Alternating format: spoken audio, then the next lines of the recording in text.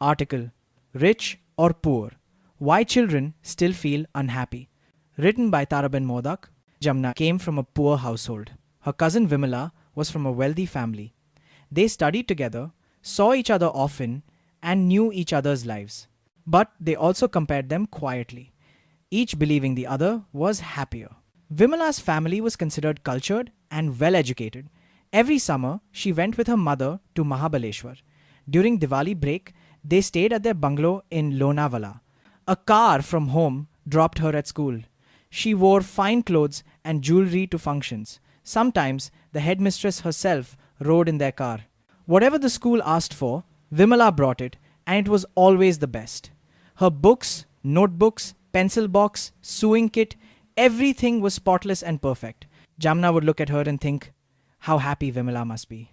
Leave aside clothes and gold, she gets to travel every year to beautiful places, lives in a nice house, walks in her own garden. Whatever she wants, she gets. Instantly. What a life. What do I have? Nothing. If I need something, I wait 2, 4, even 6 months. Or it never comes. I always hear, child, manage without it. What are Mahabaleshwar or Matharan to me? When holidays arrive, they say, go to your sister's house, or your uncle's house, or just stay here. At sister's, I watch her kids. At uncle's, I fetch water and cook. Who wants to stay home? All my friends leave for holidays to get fresh air and I stay behind. After vacation, the teacher asks, where did you go? They all say names of new cities. I have to say, nowhere. What shame. It's the same with outfits. Vimala wears all kinds throughout the year. I get 2 only when the last 2 tear, and not if they tear too soon. Is this life? This is death. And yet, in Vimala's mind, a very different story was playing out. She'd often think, how happy Jamna is. If I could live even 5 days like her, what luck. She goes where she likes. She walks by herself in the evening. She sees the circus. She goes to Girnar during holidays. No restrictions. If she needs permission, who would say no? Today, she said, they got up at 5 and walked to the sea.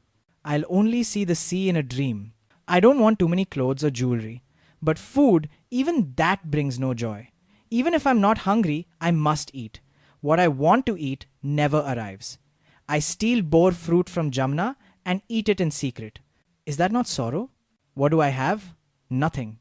If someone has time and if the car is free, then maybe we talk about going out, and only after 10 no's they might say yes.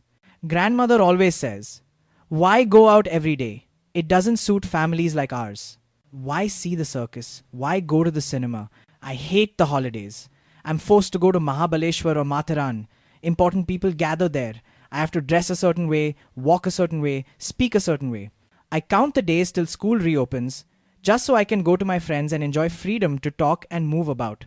If I want to step outside even for a moment, I have to change my clothes. I must wear this, wear that, wear these bangles. Sometimes, I want to throw away all the jewelry and just stay with Jamna for 4 days. How free that would feel. How can someone like me, bound up in all this, ever be happy? So, who's really happy? Jamna or Vimala? Truthfully, neither of them is. Both are trapped in their own way. And if their parents had known the art of living, both could have been happy. Jamna could have learned to enjoy the simplicity of a modest life. Vimala might have found peace in abundance without being weighed down by it. But children don't invent sorrow on their own. It is parents who teach children, through silence or speech, how to be dissatisfied. They teach them to look at others and feel less, or more, but never content. How many parents show their children what they do have? How often do they point to the joy hiding inside the everyday? Air and sunlight come to us in abundance, free of cost. Beauty surrounds us. But we ignore all of that and obsess over not owning a sari with zari. What a strange, man-made sorrow that is. Today's children are chauffeured everywhere, so they never learn the joy of walking. And instead of correcting that, we say, poor us, we don't have a car. We plant this sadness into their minds. Then we water it with our own regrets. We all want our children to be happy, but we rarely hand them the key to happiness. Instead, we hand them the weight of our own unmet desires. One day, while walking down the road, I overheard a little boy say to his mother, Bah, if we had a car like that, it'd be so nice. My feet are hurting. His mother replied, "Look at that lame man. He can't walk at all. We're lucky to walk with two good legs. He can only go if someone carries him. How sad that must be." The boy looked at the man, imagined his pain, and then looked at his own legs and hopped forward happily. That woman was wise. In two simple sentences, she taught her child something that many adults haven't learned. When you get tired of your life, look at someone whose life is harder and give thanks. That's the secret to contentment. She also showed her son something else. Something most of us forget. Strong arms, strong legs, clear eyes, they're priceless. You don't know their worth until you lose them. In that moment, without saying it outright, she compared two people, the lame man and the man sitting in the car. Neither of them knows the joy of walking. One can't, the other won't. If only parents taught this to their children. Not through lectures, but by how they live, speak, respond. Because here's the thing, Vimala isn't happy either. Just like Jamna, she doesn't get what she wants. Jamna lacks money. Vimala lacks freedom. She can't go alone anywhere. She can't visit friends, watch a circus, or take a walk. She lives inside a bubble of family pride. She's trapped in the illusion of status. Her parents think wealth equals joy, so they raise her in chains made of gold. They'll even marry her into another wealthy family one day, thinking they've secured her happiness. But do they realize they've crushed the blooming flower of her spirit with their own hands?